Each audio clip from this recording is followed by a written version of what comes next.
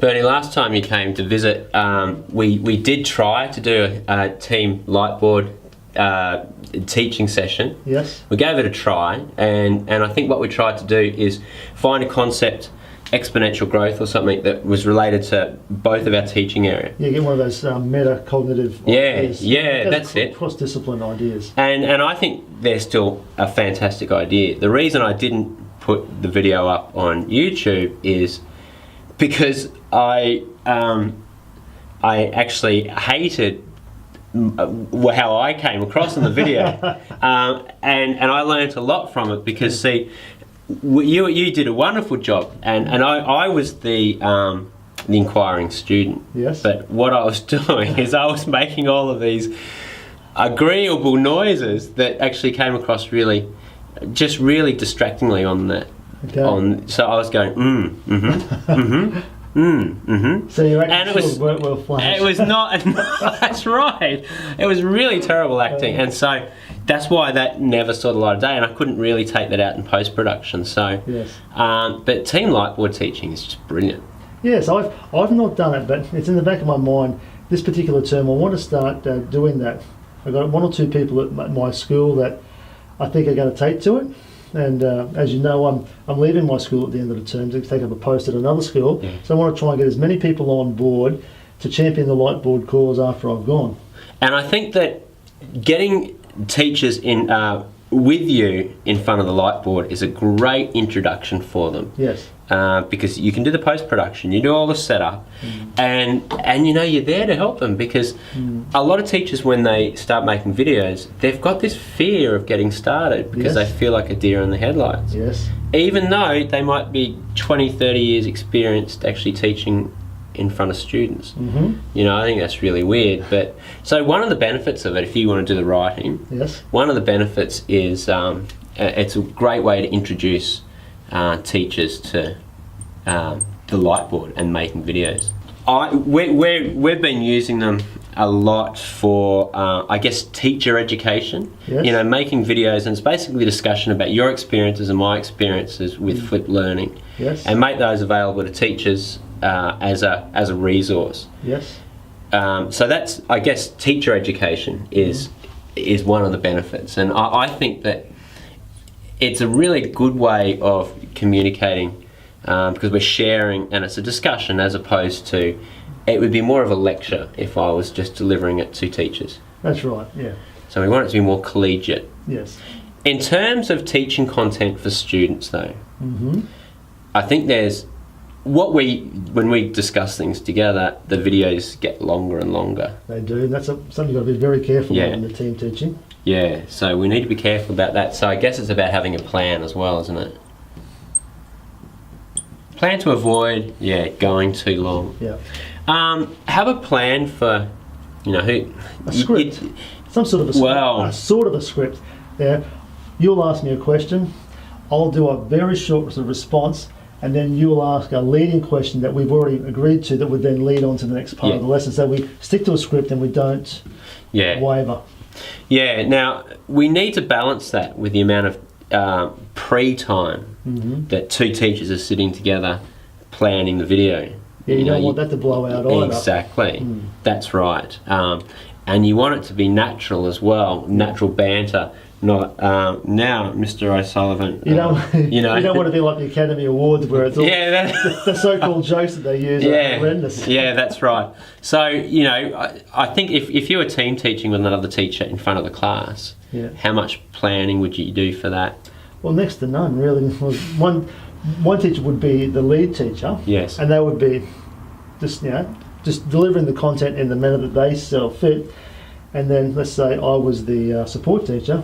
If something was said, and I'd say, oh, just on that particular issue, throw in a very short little interjection, because the other teacher's the lead, I throw a little bit in, they pick up on that, and then they can either run with it, or then continue going on with what they were doing previously. Okay, so one lead teacher, I love that, and possibly the person that is the most confident to teach that content, or probably the most confident using the Lightboard, and the other teacher, you know, maybe this new teacher you're introducing, they get more and more confident the more that they do. Yes. But so the other teacher might be might take on the role of the inquiring student. That's a And possibility. might have like a student role. So you know that the teacher, the lead teacher, is actually teaching a student, which again is more authentic than just kind of doing a lecture to a camera. Yeah. As well as being the student, they could also Be a co-teacher. a co-teacher. They could say, "Hey, that's an excellent point," and then they could take the lesson off in a certain direction. You've Yeah. sparked something that I'm really interested in. That leads into, and then away you go. Yeah, and what we tried to do last time, look at those meta concepts. Yes. So maybe cross-curricular Yes. links.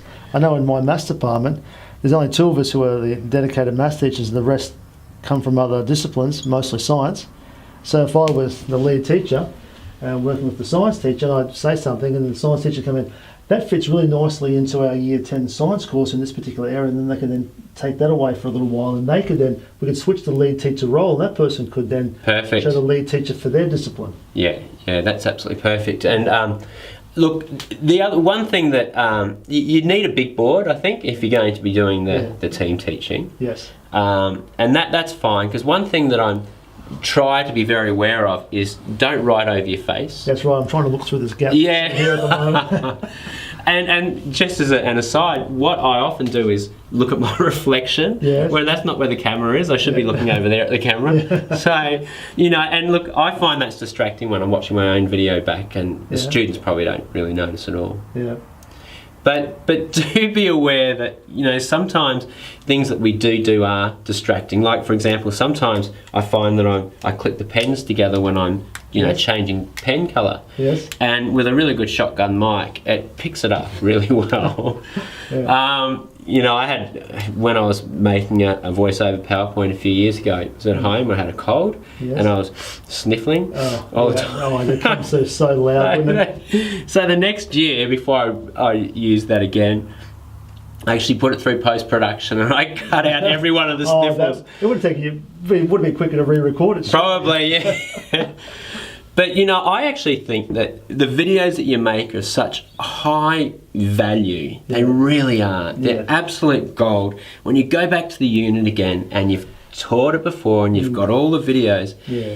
yes, it does take a lot of time initially to get your videos together, but they're there forever. But everything new, every bit of planning that you have to do for the first time is always time intensive at the front end. True. And you get the benefit of it the following year and the following years. Yeah, that's right. So in terms of, I think these are benefits not of just Team Lightboard, but just making videos. Look, at the moment I'm learning to teach digital technology, Yes. and so I'm having to learn how to do to code in HTML and CSS. Yeah. So I'm learning, and straight after I've learnt it, I make a video on it of the document. So the tags we need are called style, and within that we're going to. I was watching your video just the other day on the use of brackets. Yes, The that's it. brackets Yeah, program. yeah. Oh, well, you're the one person that's watched that.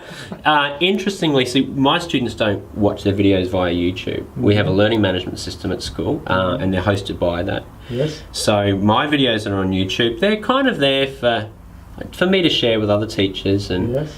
you know, share with students in other schools and around the world. And they're just, I make them anyway, so they're just there. There you go. I reckon we're done.